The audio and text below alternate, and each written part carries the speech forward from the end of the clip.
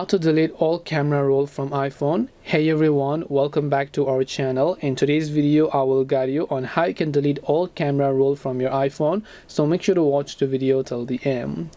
If you want to delete all camera roll on your iPhone, camera roll basically means the photos that you take using your camera application on your iPhone. You'd only like to delete those, so for that you open the Photos application. You can see all photos, or you can go to the Albums tab here.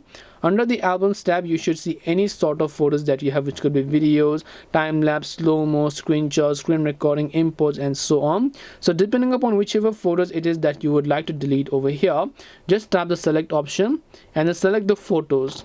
And once you select the photos, you can just basically tap the trash icon here, tap the delete option in order to delete those photos. And this way you'll be able to delete all camera roll on your iPhone. Hope this video was very helpful.